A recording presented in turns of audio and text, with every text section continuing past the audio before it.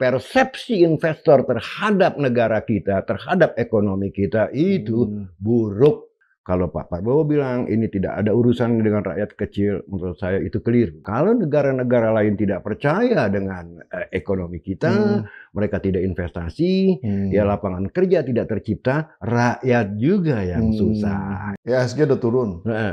Tapi tiba-tiba Bu Sri Mulyani ngomong, itu kita laku tuh. Ucapan Sri Mulyani itu it doesn't make sense. Kita nggak bisa membohongi market. Katanya Maret ini akan semua aset BUMN masuk ke Danantara kan? Ya kan? Semua nih akhir Maret katanya. Lah aset-aset ini kan aset-aset busuk banyaknya. Vietnam bos itu boleh dibilang budget defisitnya jauh lebih besar dari kita, yaitu 4%.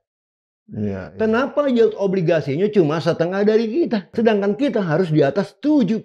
Mungkin kemarin juga lelang 7,5%. What's wrong with our country? Bu Sri Mulyani mampu nggak nanganin fiskal yang sangat ketat? Kalau saya ya kan, jadi nggak mau saya jadi jongos lah ya. Untuk hal-hal yang tidak masuk akal.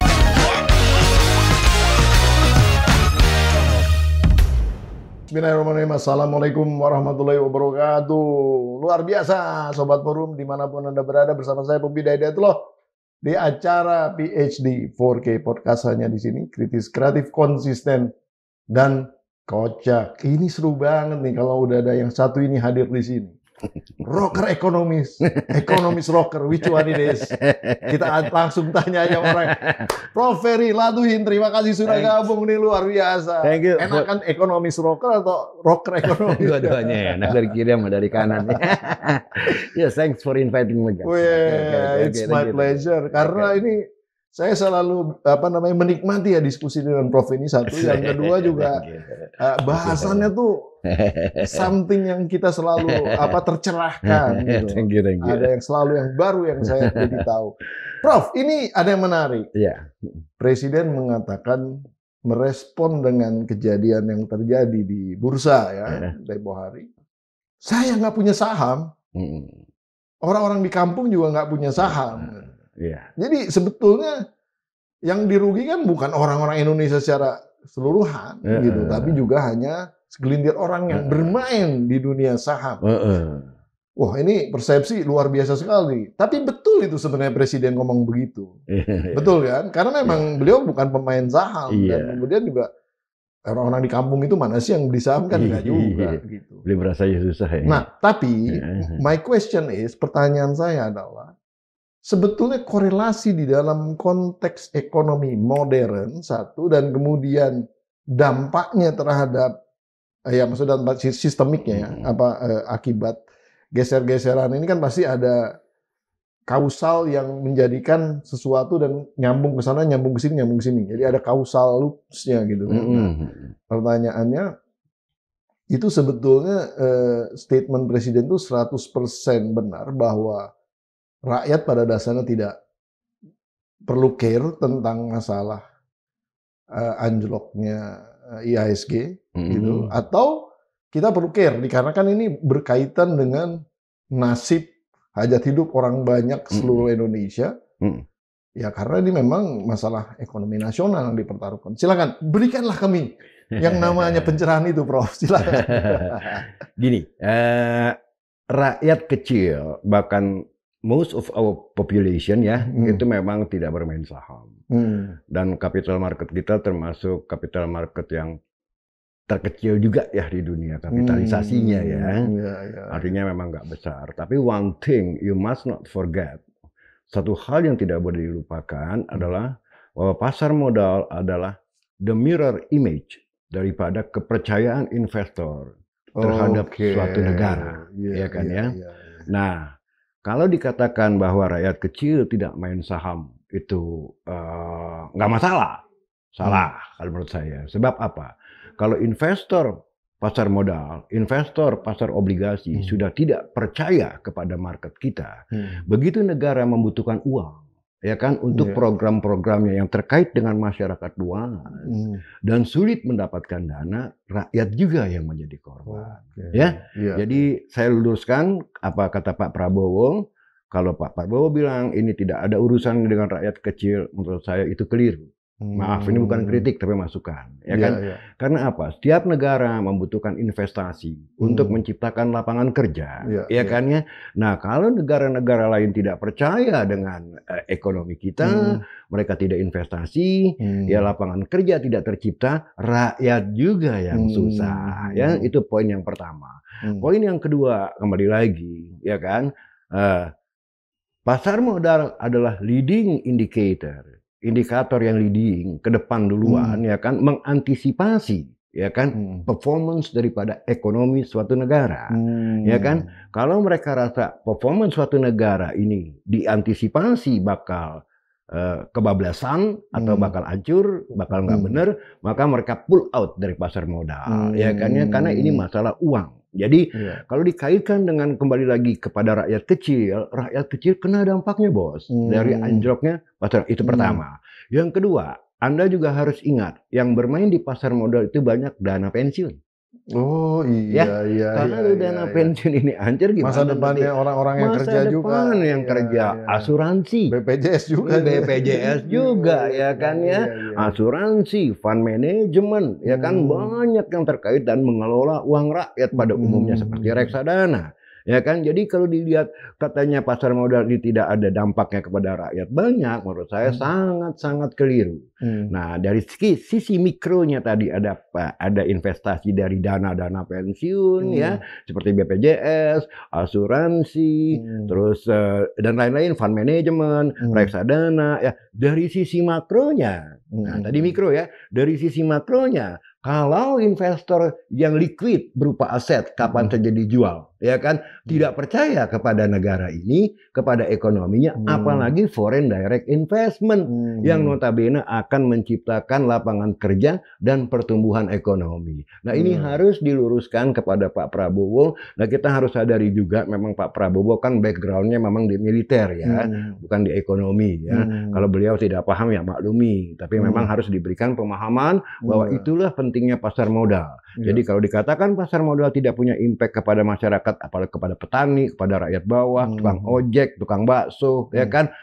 memang benar mereka nggak punya saham, tapi impactnya, kalau pasar saham kayak seperti hari ini jeblok terus-terusan, investor kabur, ujung-ujungnya tidak ada yang mau masuk investasi di negara ini, ekonomi kita pun akan sliding down and down and down. Yang menjadi korban adalah rakyat, lapangan kerja tidak ada, dan mungkin ya petani-petani kecil juga, ya, kayak gitu.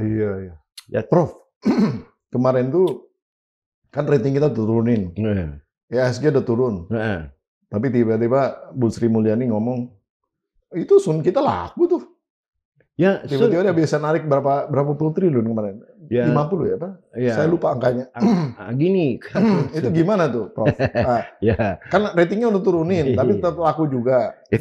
Ceritanya gimana tuh kalau bisa begitu? Kalau kita dagang kan gini, bos, ya. Dagang apa aja ada harganya, tergantung harganya berapa orang mau beli, kan gitu, ya kan ya. Nah, misalnya kalau kayak Sun gitu, ya kan tergantung berapa yield yang diberikan kepada investor.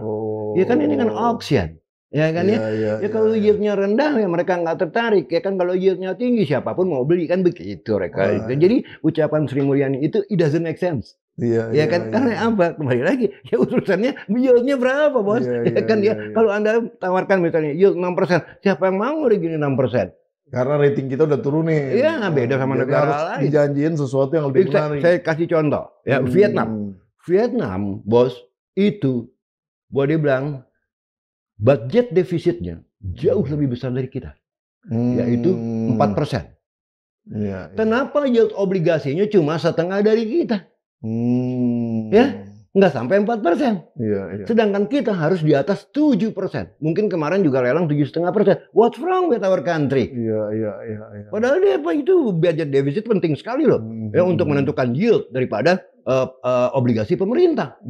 Di sana budget defisitnya 4%, tapi menawarkan obligasi dengan yield yang setengahnya dari kita, 50%. Kenapa kok kita 2 kali dari Vietnam? Padahal budget defisit kita cuma 2,59%.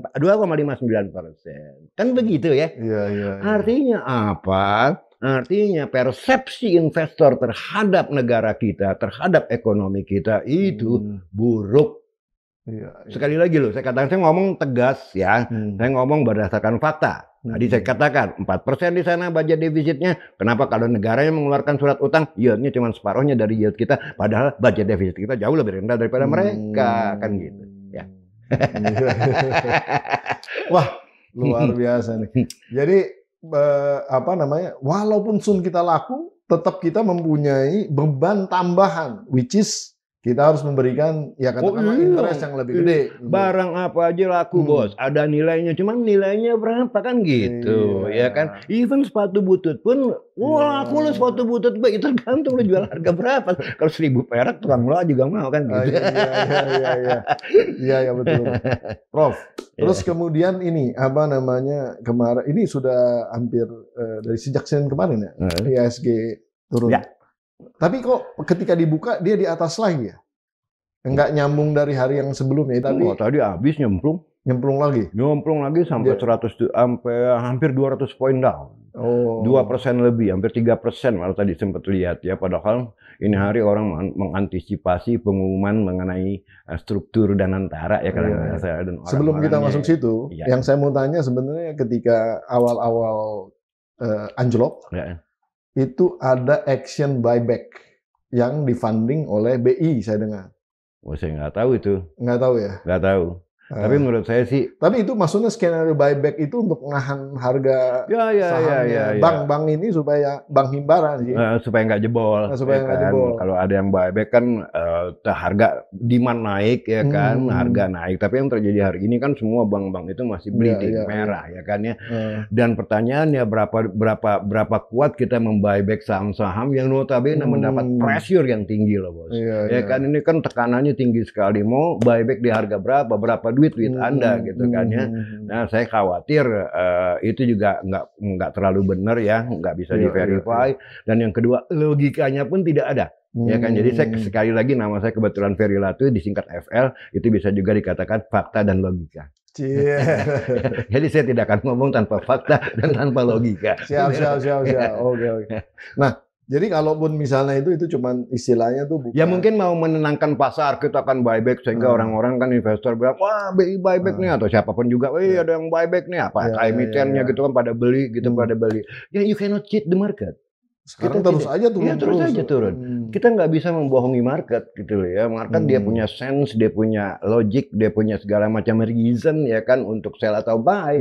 Ya kan nggak bisa, nanti mau di buyback tuh, lantas mereka pada lari ya kan, berebut. Nah harga naik enggak, ternyata tetap under pressure. Dan masih tetap under pressure dengan merah yang tebal gitu loh ya. Jadi nggak mungkin lah. Nah, di podcast sebelumnya kita bahas tentang masalah Danantara, dan Prof sudah melakukan forecasting sebenarnya bahwa Danantara ini akan mempercepat krisis, dan ternyata sekarang sudah mulai indikatornya ke arah sana. Nah ini kan konon kabarnya pada saat kita recording ini mau diumumkan nih hari ini, ya kan? Nah itu menurut Prof ini ada hubungannya masih antara respon pasar ini dengan Danantara? Masih.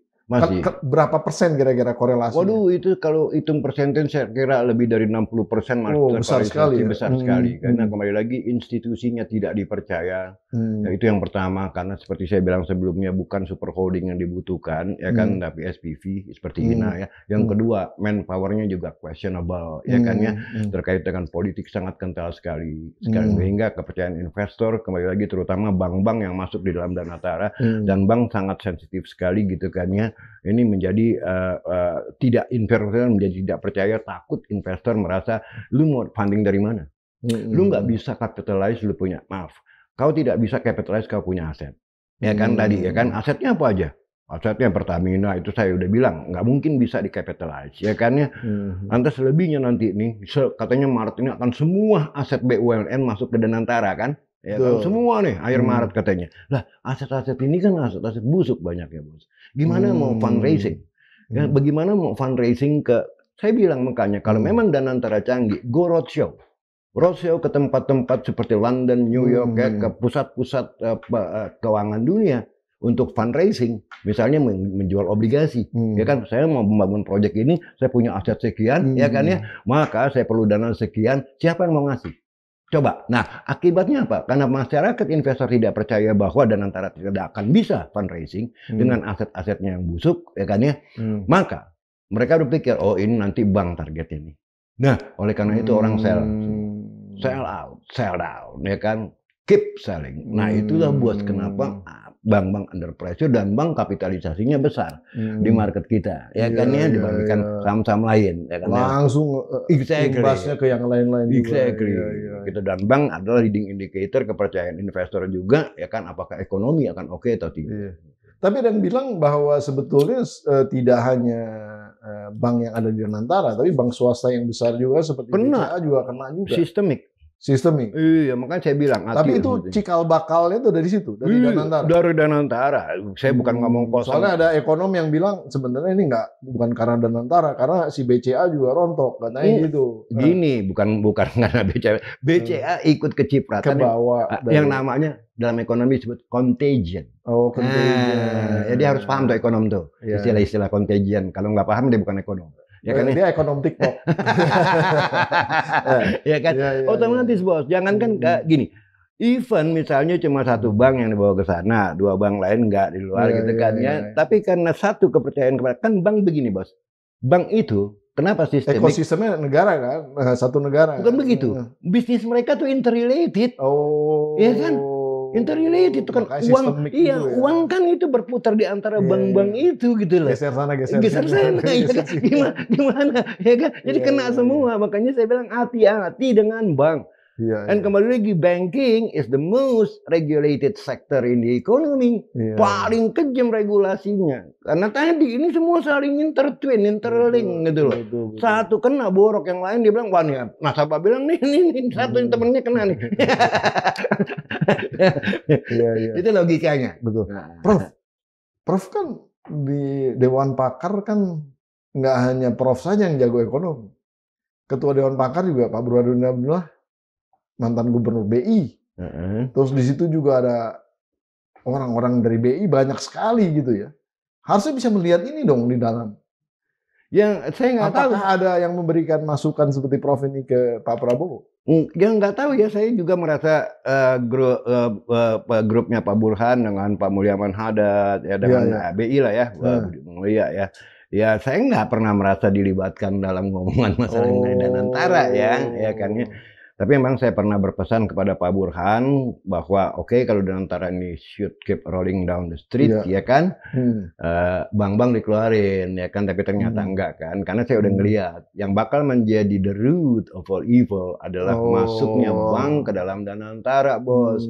Kalau pada waktu itu dikeluarin, mungkin masyarakat masih percaya, gitu kan ya, tapi karena tidak dikeluarin dan masyarakat investor tidak bodoh bahwa you cannot fundraising. Ya kan, nggak akan, you cannot succeed in fundraising, you will fail. Nanti yang diambil duitnya dari bank, ya kan, untuk proyek-proyek yang dicanangkan oleh Danantara. Logika masyarakat investor seperti itu, bos. Betul. Makanya didam lah saham-saham bank dalam Danantara, termasuk akhirnya yang lain juga kena, ya seperti BCA gitu kan ya.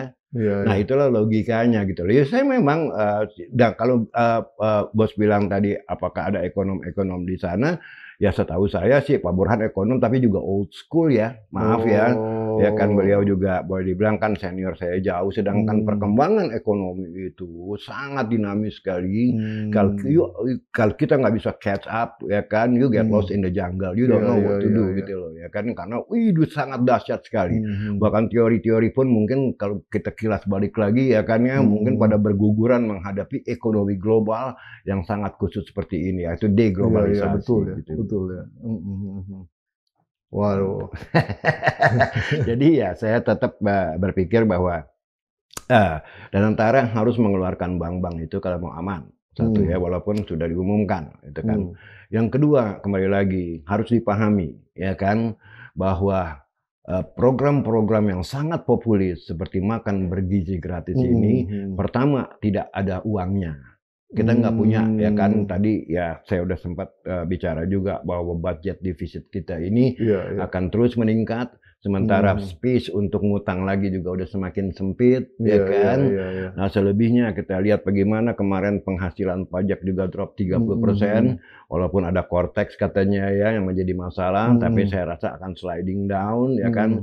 Nah, yang keempat, kembali lagi saya tekankan lagi, program-program yang populis ini sebaiknya disadari bahwa ini tidak bermanfaat. Gitu kan Nah, saya bilang kembali lagi, makan bergizi gratis ini di samping dan antara itu juga the root of all evil. Karena investor mau bilang, ya kan, di dananya dari mana? Kemarin saya sempat berdebat dengan Pak Menteri Bappenas di WA Group ya kan, Pak Rahmat Pambudi. Wah, kan 500T pun ada, ya kan? Nah, tapi terus terang saya nggak ngebohong, ada buktinya dari WA saya. Saya bilang dari mana uangnya 500T? Kalau nggak salah dia bilang secret ya. Nah kan ini bukan jawaban yang benar. Maksudnya secret tuh dia nggak mau ngasih tahu. Nggak mau ngasih tahu. Berarti juga kan kalau menurut saya lu juga nggak tahu. Ya kan ya. Udah jelas lah kita nggak punya fiscal space. Utang jatuh tempo 800T, defisit makin galloping. Ya kan dari mana mau minjem duit lagi? 500T loh katanya. Ya kan. Tapi begitu saya tanya ya secret lah gitu. Saya ada buktinya. Ini Pak Rahmat Pambudi, Menteri Bappenas kita ngomong seperti itu. Pak Menteri Bappenas tahu lah. Ya kalau dia nggak bisa jawab, dia bilang secret kan lucu.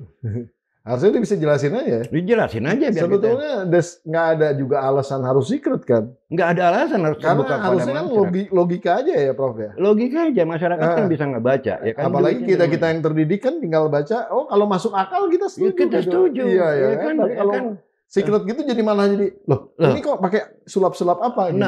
Nah itulah makanya saya terbuka ya. Jadi saya nggak ngomong memfitnah ya. Jangan sampai dibilang ada buktinya dari WA Group. Ya kan? Nah, jadi kembali lagi program-program yang populis itu sangat menakutkan. Terakhir program populis yang keluar adalah Koperasi Merah Putih. Yang katanya akan setiap koperasi akan dapat 5 miliar. Duitnya dari mana, Bos? Ya kan kalau dipakai orang kan akhirnya berpikir nanti yang ditodong nih bank-bank yang masuk dan antara kan gitu. Ya kan ya? Jadi semua bad sentiment yang keluar sehingga begitu tadi buka juga market dia langsung wap hampir 200 poin lagi. Sementara di Asia masih aman. Ya kan? Kita bandingin lah, ya kan? Kalau kita mau tahu market jatuh akibat global atau akibat domestic event atau akibat keduanya, kita lihat tetangga kita, peers kita aman-aman aja tuh. Kita doang yang ambruk gitu kan. Artinya apa? Penyakitnya ada di dalam diri kita. Ini enggak di Southeast Asia lah. Cuman kita aja sendiri. Cuman kita sendiri yang lain aman aja. Aman aja. Tadi saya WA juga. Indeksnya pada bagus. Pada bagus ya kan. Ada merah dikit gitu kan. Dikit 0,0. Kita kan hampir 3% tadi. Iya nyungsap ya kan. Nah jadi gitu kan ngelihatnya ya. Jangan nanti disangka fitnah. Memang penyakitnya berasal dari tubuh kita sendiri gitu. Jadi jangan nyalain dunia juga. Jangan gitu loh ya kan. Kembali lagi ini indeks 6.100 berapa tadi. Ini kan udah bottom banget gitu loh. Tapi saya bilang tunggu dulu. Jangan masuk dulu kepada teman saya analis ya. Teman-teman banyak yang tanya udah waktunya belum untuk masuk. Jangan, enggak. Ini bukan masalah fundamental lagi, tapi ini masalah sentimen dan fundamental. Fundamental jauh ke depan ini reot di persepsi market. Pertumbuhan ekonomi kita mungkin nggak sampai 5%. Ya kan mungkin ya kemarin OCBC udah revise down dari 5,2 ke 4,9%. Kita menunggu OECD dan macam-macam juga untuk kembali lagi melakukan rating terhadap pertumbuhan ekonomi kita. Ya kan. Dan saya yakin hitung-hitungan saya tahun ini pun nggak sampai 4,9%. Ya kan saya yakin mungkin less dan 4%. Dan yang saya khawatir OECD kan 4,9. Iya. Prof pikir nggak nyampe. Nggak nyampe. Dan saya khawatir ada satu momentum di mana rating kita, kembali lagi saya tekankan, kalau rating, sovereign rating kita di downgrade ya kan oleh rating agency semacam S&P, Moody's, Fitch juga gitu kan. One notch lower, bos bahaya bos. Dolar bisa ngacir. Tadi aja susah loh. Tadi udah menuju 16.600 lagi. Dolar 16.565 kalau nggak salah. Nah ini kan semua Pak Prabowo harus sadar ya, kembali lagi tentang pasar saham tadi ya kan, masalahnya memang benar petani nggak main saham, tukang beca, tukang gojek nggak main saham, tapi kalau pasar saham kita jeblok mereka pun kena imbasnya, yaitu kepercayaan investor, tidak percaya untuk investasi di Indonesia, tidak percaya untuk investasi di Indonesia berarti tidak bisa menciptakan lapangan kerja ya kan. Nah ini semua kena gitu loh ya. Jadi kalau dibilang pasar saham itu ya cuman penjudi aja yang korban, pasar saham bukan pasar judi sebetulnya ya kan. Pasar saham bukan spekulan juga ya. Spekulan itu ada bagusnya bos ya kan. Spekulan itu memberi warning ya kan kepada contohnya George Soros. Pada waktu Inggris dihajar Bank of England tahun 92 karena mata uang terlalu kuat menghadapi Eropa, ya kan, dia hajar, dia short semuanya pound sterling, ya kan, long dollar. Akibatnya apa? Mereka harus give up rencana-rencananya. Menuruti apa yang kata George Soros, nggak kuat ekonomi lu, ya kan, mempertahankan suku bunga segitu. Ya kan ya. Nah, jadi jangan dianggap spekulan itu mau losing money. Ya, mereka mau making money ya dengan berani betting bahwa ini nggak sustainable. Saya takutnya begini. Sekarang fiskal kita nih saya anggap tidak sustainable. Ya kan, kita nggak punya duit kan, tapi dipaksakan untuk makan bergizi gratis yang jumlahnya 300 triliun. Ini bisa suatu saat George Soros datang kemari baik-baik gitu kan ya. Dia short rupiah, terus pinjam rupiah, dia beli dolar. Itu yang dilakukan. Saya pinjam rupiah, ada jaminan saya ya. Rupiah itu saya convert ke dolar. Ya kan, sebanyak-banyaknya saya beli dolar, akibatnya dolar terbang. Betul. Itu yang dilakukan oleh hedge fund seperti kuantumnya George Soros. Artinya apa? Mereka memberi warning. Man, ekonomi lu nih, fiskal lu nggak sustainable. Jangan dipaksakan gitu. Kan itu udah warning, Mas. Ya kan? Jadi ini sebagai leading indicator, currency and indeks harga saham gabungan itu jangan dianggap enteng. Kembali lagi, karena ini adalah indikator kepercayaan investor pada negara kita. Tapi kita, kata Ketua Dewan Ekonomi Nasional, akan ada hedge fund besar yang akan datang. Dalio maksudnya. Artinya ya itu kan kelasnya George Soros juga. Oh iyalah. Kalau hedge fund segede gitu masuk ke Indonesia kemudian nggak ada alasannya mereka masuk juga. Kan kita nggak boleh spekulasi ya gitu ya. Boleh aja sih si Ray Dalio datang diundang presiden, dia datang gitu kan ya. Yang namanya diundang kan nggak sopan kalau ditolak gitu kan ya. Iya. Masalahnya dia taruh. Tapi kalau komitmen untuk investasi nggak mungkin gini. Karena apa? Buat orang-orang kayak Ray Dalio, ya kan, kalau ngomong investasi, buat mereka yang paling seksi adalah saham-saham teknologi, Bos. Ya kan? Misalnya dan antara, lu mau ngomong apa? Hilirisasi. Sok lah lu aja lah. Ya kan? Nggak akan. Gitu loh. Mereka tuh sekarang on the trend sekarang. Hedge fund segede-gede kayak BlackRock, ya kan? Bridgewater, ya kan, Ray Dalio. Mereka pitching tuh saham-saham Nvidia. Ya kan, Google, ya kan, segala macam teknologi, Bos. Nggak akan mereka mau masuk ke saham-saham yang punya penugasan negara pula. Goto nggak mungkin ya? Ya, Goto mungkin aja. Itu aja teknologi kan. Saya bilang Goto has become too big to fail, ya kan. Memang awalnya mereka bleeding selalu semua. Amazon dulu lebih parah lagi, Bos. Dari $5 loh sampai akhirnya ngacir ke $2.000. Karena selalu saham teknologi untuk jangka panjang, outlook ke depan. Nah, proyek kita apa? Hilirisasi boksit, hilirisasi nikel, hilirisasi. Kan udah terbukti hilirisasi nikel jadinya apa? Nggak akan mereka gila untuk mau invest di situ. Makanya saya tantangin gini lah. Kalau you think that dan antara make sense, go roadshow. Pergi ke New York, pergi ke London untuk fundraising. Ya kan, Anda sukses atau tidak? Roadshow itu masih di dunia yang sangat terbuka dan digital ini masih penting. Oh iya, masih Bang. Saya kalau punya proyek ya saya pergi roadshow lah, menawarkan proyek saya ke Singapura misalnya, Bos. Saya kumpulin banker-banker, investment banker, saya presentasi, saya punya proyek, ya kan ya. Lantas mereka mengasih konklusi, oke Bos, ya kan, siap, banding gitu kan. Itu harus dilakukan. Apalagi boleh bilang gerbong yang sangat besar ini seperti Danantara. Coba saya tantangin. Coba roadshow. Sekelasnya Rosana Pandu ini kan pada para pemain ya coba aja, ya coba aja gitu loh ya kan, dibuktiin aja lah ya kan. Jadi kan itu buktinya bahwa Anda memang punya lembaga investasi yang sangat seksi.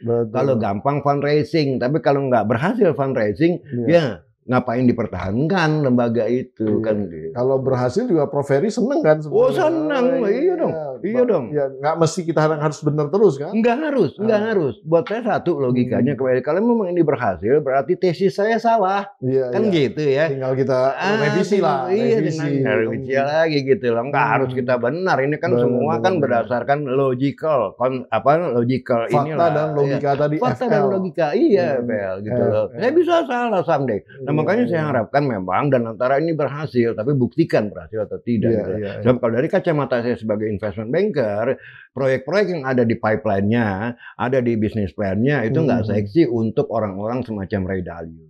Iya.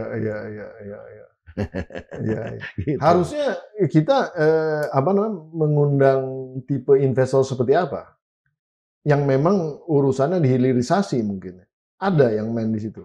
Ya enggak juga sih. Saya pernah bilang dulu ya, saya ketemu meeting dengan teman-teman dari American Embassy, ya kan, ya mereka tahu saya dewan pakar, ya undang saya ke hotel gitu kan, makan-makan, ngobrol-ngobrol. Mereka tuh masih tetap eager mau masuk ke Indonesia semiconductor industri gitu loh ya, bukan hilirisasi ya kan. Tapi bariernya kembali lagi kita tidak punya manpower ya kan, untuk teknologi kan perlu manpower yang cerdas ya kan, school enrollment-nya lebih tinggi ya kan ya. Terus kembali lagi rule of law ya kan, mereka komplain juga ya kan, every regulation can change every day gitu kan ya. Jadi ya kalau gue invest nanti tiba-tiba regulasinya berubah lagi bagaimana kan gitu. Jadi banyak sekali yang namanya barrier to entry di Indonesia itu tinggi sekali. Akhirnya mereka bilang mendingan di Malaysia lah, gue aman gitu kan ya.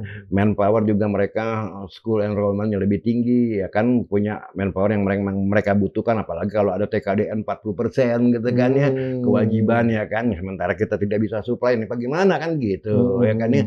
Jadi negara kita dibandingkan dengan negara-negara tetangga aja tidak seksi. Satu ya kan, untuk kembali kita butuh FDI karena kita tidak punya duit ya kan, fiscal space kita tuh sempit sekali. Nah, kalau FDI yang kita butuhkan tidak mau masuk ke Indonesia, bos, ya bagaimana kita mau growing 8% dengan ICOR 6,7, 6,8 ya kan, berapa puluh ribu triliun kita butuhkan sementara kita tidak punya duit ya kan. Tapi kalau kita seksi kayak Vietnam sekarang ini ya kan, nggak peduli lo punya budget defisit 4%, nggak peduli gitu, gue tetap masuk, dan terbukti dari yield obligasinya setengah yield obligasi kita. Artinya investor lebih percaya Vietnam daripada kita kan gitu ya kan.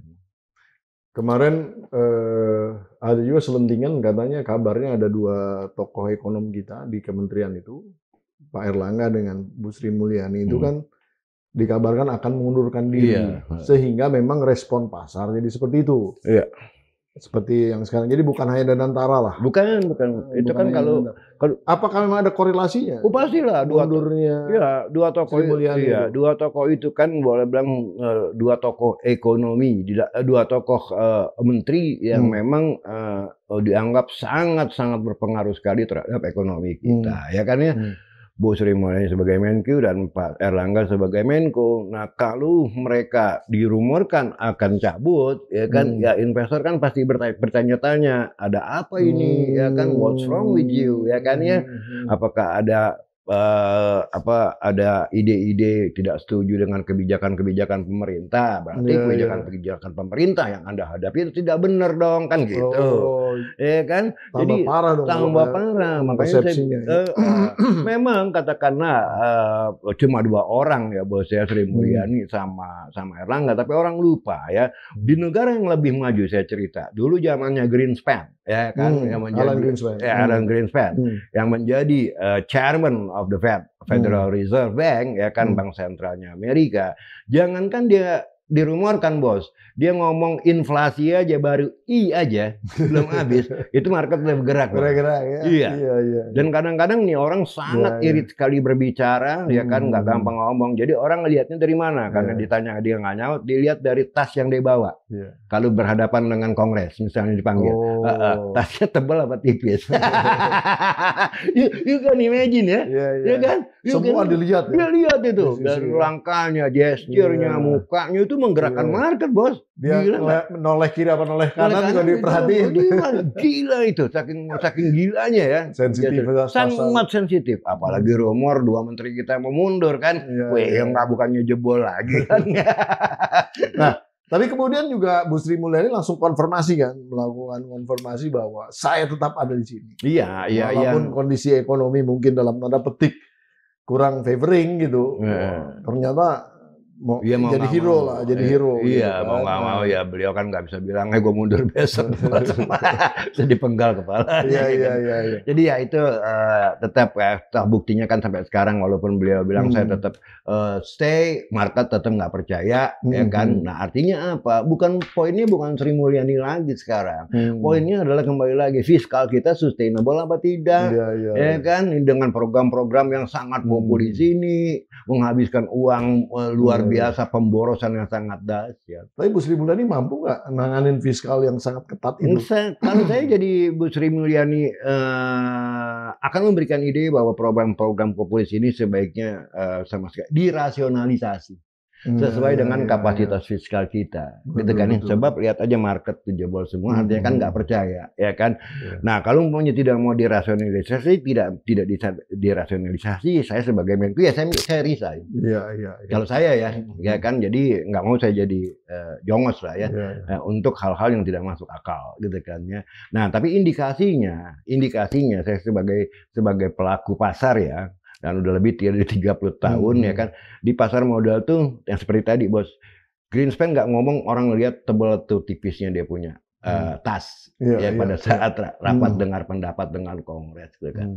Saya juga ada yang namanya sense, ya kan, memang tidak susah untuk diterangkan secara verbal.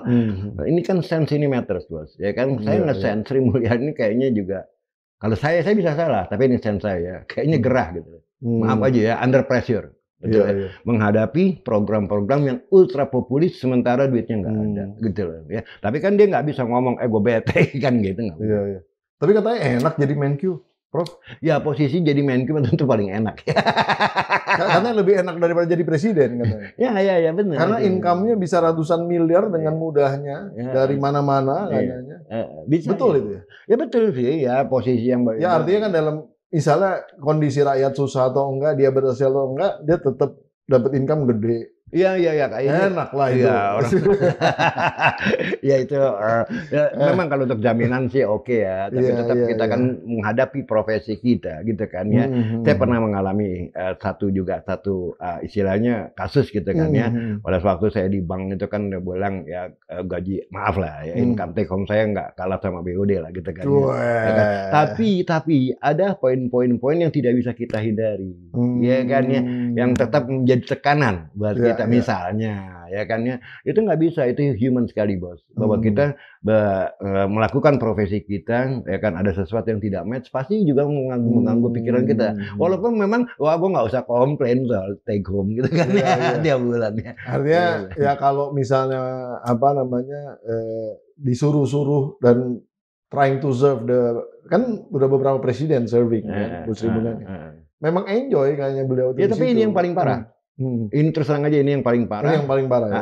Kalau zaman Jokowi nggak ada teriak-teriak ya kan, semua tetap debt to GDP ratio memang sesuai dengan growth kita. Ya walaupun amount-nya naik berapa ratus %, tapi sesuai dengan growth dari GDP kita sehingga bisa di cap di 40%, ya kan ya.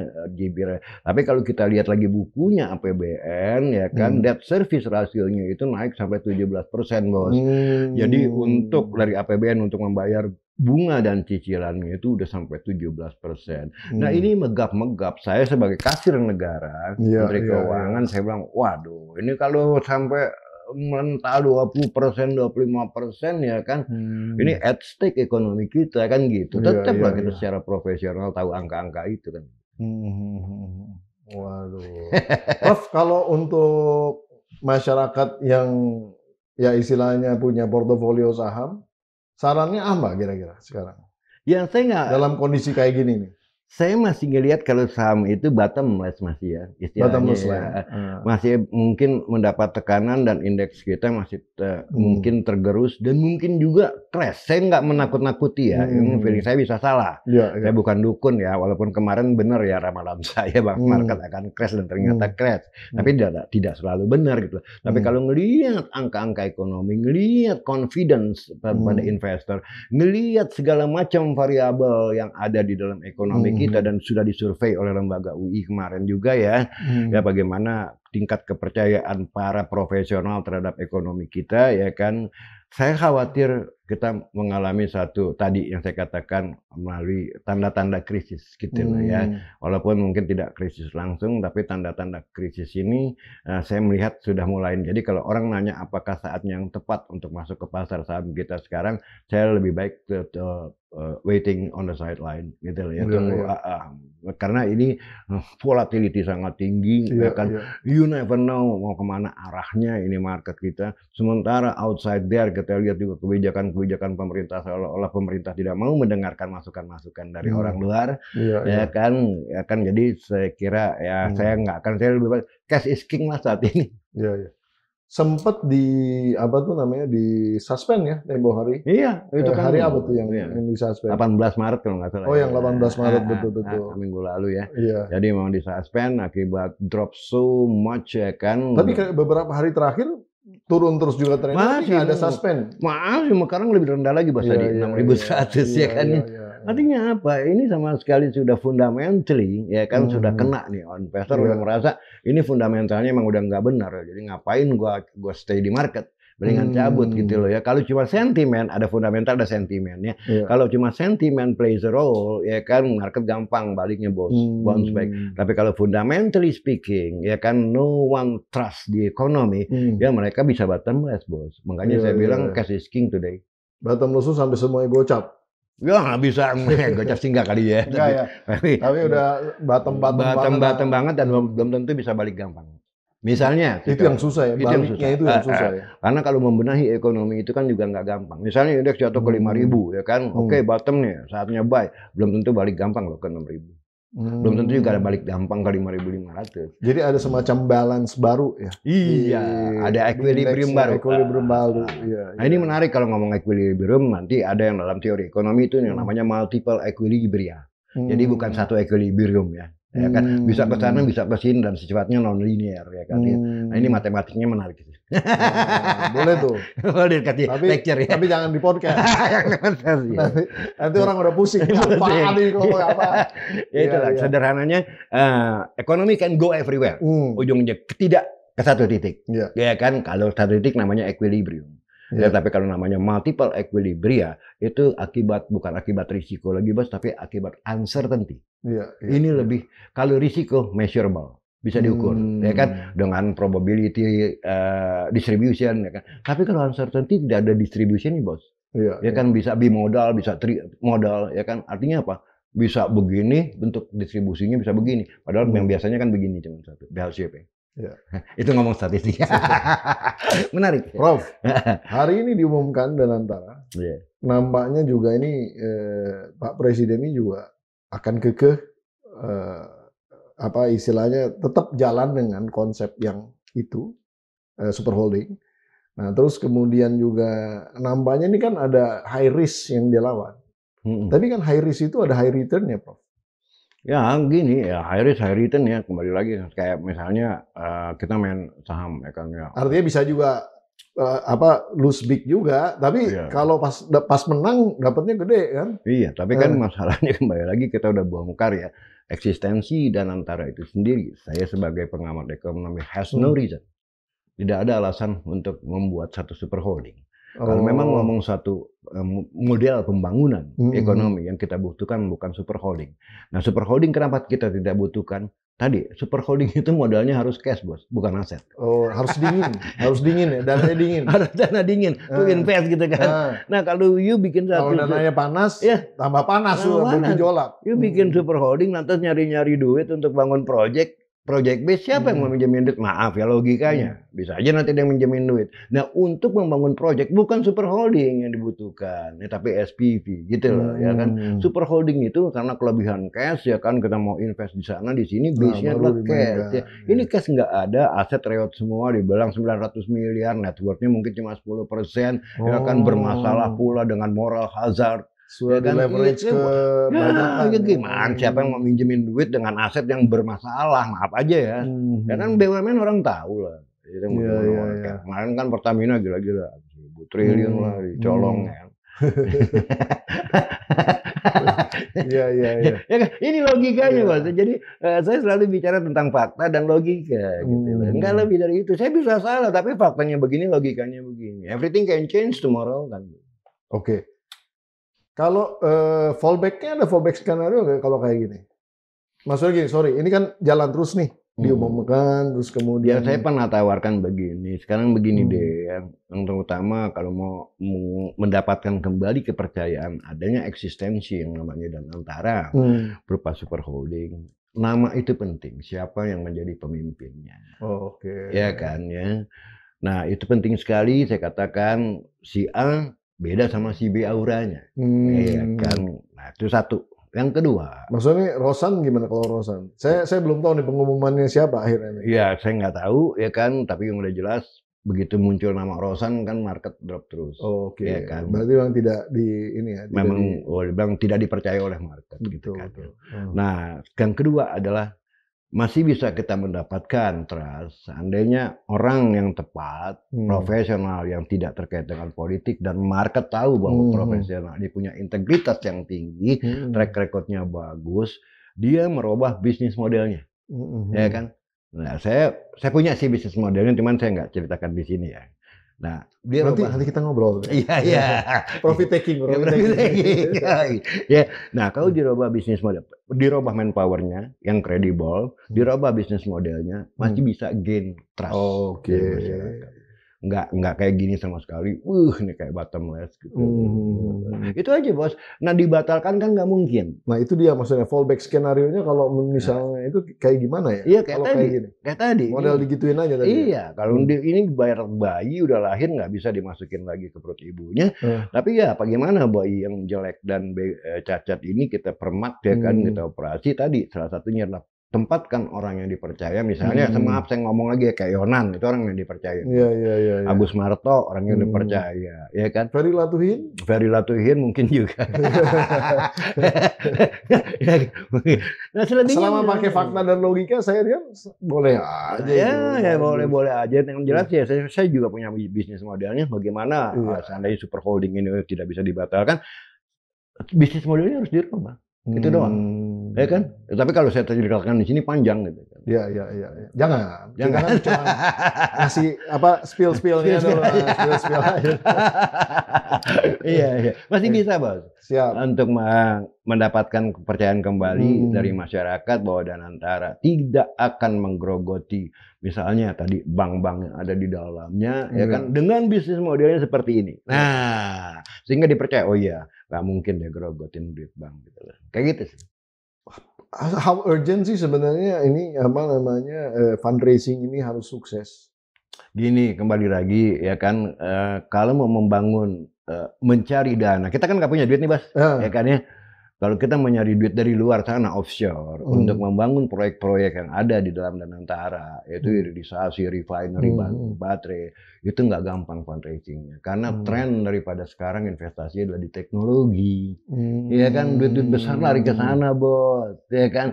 Nah, kita bagaimana meyakinkan mereka dengan proyek-proyek yang tidak seksi lagi, kan gitu. Makanya saya bilang, ini saya punya reason loh kalau saya ngomong, ya kan.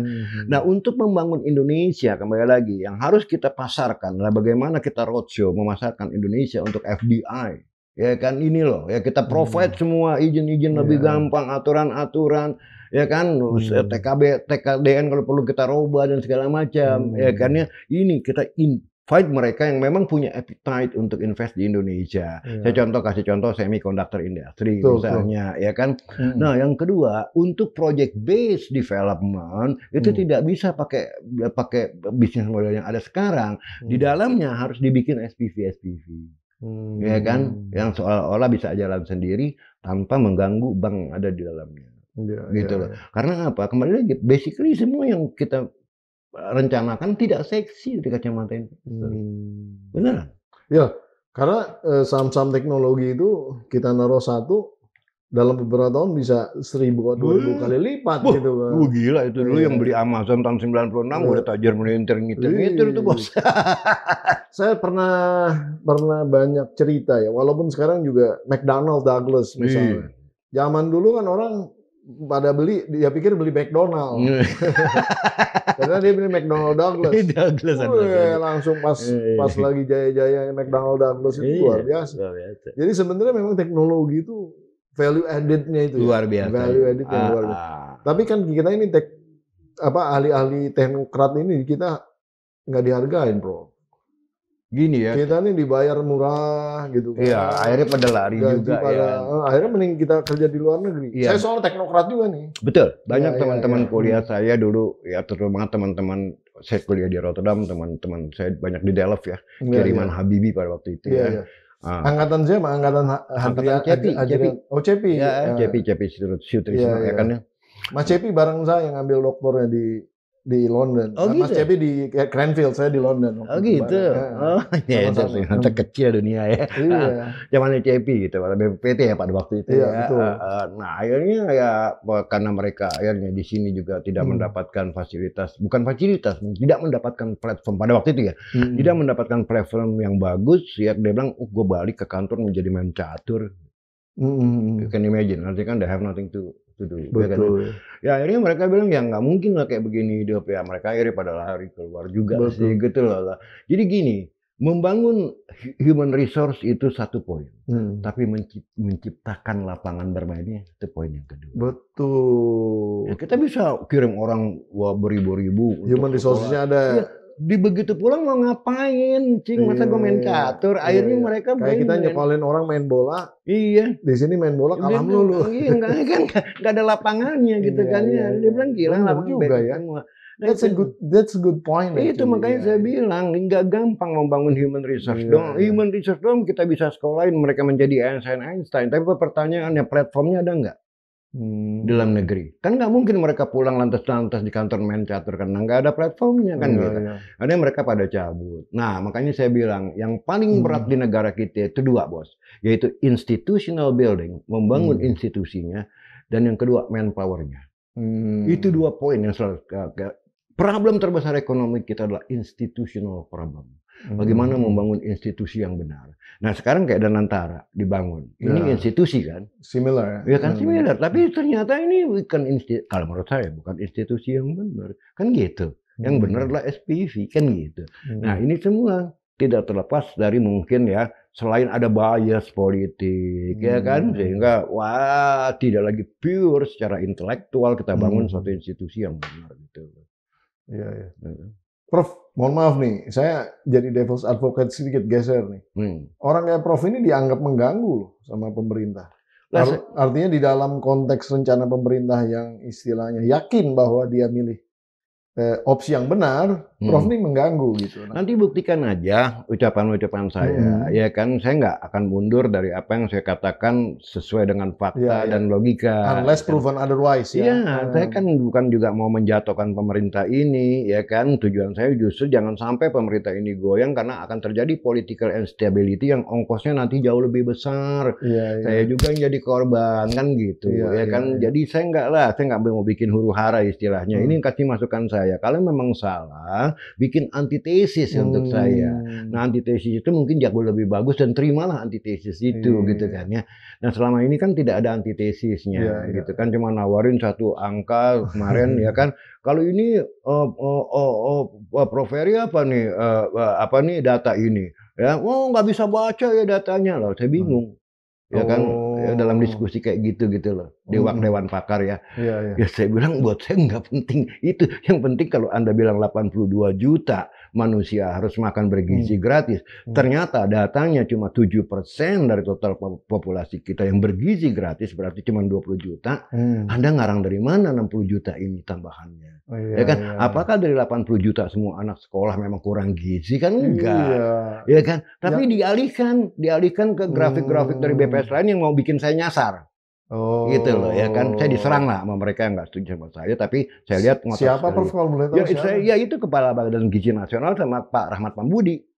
Ada buktinya kok di Pak Dadan, jadi Pak Dadan sama Pak Rahmat. Iya. Kan teman-teman Prof sendiri. Iya, ya nggak masalah sih, saya sebagai teman saya tetap teman, ya kan. Tapi kalau dalam hal argumentasi, ya jangan akal-akalan tuh, ya kan. Kan ada datanya itu, ya kan. Cuma untuk mau menang sendiri. Teman-teman, Tapi jangan maksain pendapat ke teman. Iya gitu loh. Kan saya simpel, pertanyaan saya 82 juta yang mau dikasih makan bergizi gratis. Sedangkan data menunjukkan cuma 20 juta yang memang kekurangan gizi membutuhkan. Nih kok 82 juta. Dan kalau memang semua anak sekolah 82 juta akan dikasih makan bergizi gratis, masa 82 juta kurang gizi? Kan nggak masuk. Itu kan logikanya yang sederhana. Ya kan? Makanya saya bilang program ini adalah pemborosan. Betul. Ya kan? Mensubsidi orang yang punya juga sebetulnya saya kira salah, tidak adil. Itu adalah suatu kesalahan yang fatal, tidak bertentangan dengan Pancasila juga itu. Iya, makanya saya bilang inkonstitusional. Benar saya bilang juga pada mereka, ini tidak adil. BBM aja Anda gugat kan? Ya kan? Ini yang tidak perlu, yang punya uang untuk beli BBM harga pasar kok mendapat subsidi kan Anda gugat, ya kan? Kenapa kok makan bergizi gratis tidak digugat? Ini udah jelas lah untuk anak-anak yang tidak membutuhkan dan orang tuanya mampu. Ya kan? Ini kan buat mereka malah nanti akhirnya muak dengan minus 10.000 kan untuk mereka yang punya duit, ya kan ya. Terutama di kota besar, Jakarta, Bandung, Semarang, Medan, Surabaya, segala macam. Anak-anak ini kebanyakan orang tuanya mampu. Ya kan, yang mampu nanti bawa daging sendiri. Nah, kan lucu. Steak sendiri dari rumahnya. Ditambah yang dari. Iya, bisa juga. Ini dibuang. Malah jadi tambahin. Iya, karena nggak enak misalnya kasih makan ayam. Jadi kan makan bergizi gratis buat ayam, buat orang. Sayang ya. Sayang yang tepat sasaran aja ya. Tepat sasaran. Saya yakin kalau dengan tepat sasaran, misalnya dengan sistem voucher, cukup 10-15 tahun. Karena skala ekonomi, Prof. Karena kalau cuma 20 juta. Itu jadi akan mahal biaya per itunya. Enggak juga, itu zaman sekarang sih udah bisa dengan teknologi lah, bos saya gampang sekali ya. Kasih di daerah-daerah tertinggal itu, bahkan hidupkan kantin-kantin mereka. Itu kan dengan begitu kan bukan orang kaya yang bisa bangun dapur. Ya kantin mereka aja dihidupkan. Nah, itu ada dampaknya ke UMKM, ya kan? Kalau sekarang kan cuma orang kaya yang bisa bangun dapur. Iya. Karena minimal 800 meter ya persegi itunya. Iya, butuh uang 2M kalau nggak salah, 2,5 M. Dan harus membiayai sendiri dulu. Iya, dan saya nggak ada UMKM yang mampu. Nggak ada, dan saya yakin ini bahaya, tidak akan sustainable. Jadi orang-orang yang mencoba memanfaatkan makan bergizi gratis ini dengan membangun dapur-dapur, ya kan? Saya khawatir di tengah jalan bisa stop loh, karena tidak sustainable fiskal kita. Nah kan kemarin udah beritanya tuh pekerja-pekerja dapur-dapur itu udah 3 bulan belum digaji. Oh, ini kan komentar temannya Prof, Pak Dadan gimana? Gue nggak tahu, saya belum ada lihat sih komentarnya ya kan, tapi udah dikirim. Ini kan dari detik.com kalau nggak salah ya. Betul. Ya kan. Ya, saya kirim ke Pak Dadan. Iya, saya belum baca sih, mungkin beliau udah lihat ya. Tapi pasti ada alasannya kok. Iya. Wah, luar biasa Prof. Saya ucapkan terima kasih sudah bersedia kembali ngobrol-ngobrol yang enak banget kita ngobrol. Ini luar biasa. Pertanyaannya juga top banget. Kita sih kan hanya mencoba menggali aja. Enak kita tek-tok aja. Mungkin ada beberapa kata-kata disampaikan ke audiensinya PSD 4K, silakan. Oke, yang saya cuma mau sampaikan kembali lagi, ekonomi kita outlook-nya tidak baik-baik saja ya. Terbukti semua under pressure ya kan. Walaupun Sri Mulyani berhasil mengeluarkan surat utang dan dibeli, ya yield-nya juga tinggi ya kan ya. Jadi kalau menurut saya sih be cautious ya kan, untuk investor-investor menurut saya kembali lagi saya pesan cash is king today, karena kita tidak tahu kemana directionnya market ya kan. Sementara outlook ekonomi kita tidak sama sekali tidak baik ya, sangat gloomy, dan saya khawatir juga pada saat rating agency mendowngrade kita punya sovereign rating, itu bisa terjadi crash market. Luar biasa, Bro. Cash is king-nya dolar apa rupiah? Dolar lebih baik. Lebih baik. Kalau emas? Emas juga lebih baik. Oke, mantap. Terima kasih, Bro. Thank you very much. Nah, luar biasa nih Sobat Forum. Tadi itu Profesor Ferry Latuhihin, FL, Fakta dan Logika basisnya. Beliau klaimnya seperti itu, dan memang nampaknya seperti itu. Dan saya sangat menikmati sekali pembicaraan kita pada kali ini, dan tadi pesannya adalah cash is king. Pada saat ini kita pegang cash saja. Infonya dolar lebih baik atau emas mungkin lebih baik lagi. Nah, silakan disimak diskusi-diskusi kita. Kita nggak akan cuma sekali ini aja dengan Prof ini, karena kayaknya kita akan nyambung terus nanti ke depan. Karena ini banyak sekali isu ekonomi yang akan bisa kita lihat ke depan. Nah, saya Pembida Hidayatullah undur diri dari PSD 4G. Podcast hanya di sini kritis, kreatif, konsisten, dan kocak. Sampai di episode berikutnya. Wassalamualaikum warahmatullahi wabarakatuh. Thank you. Luar biasa, Prof.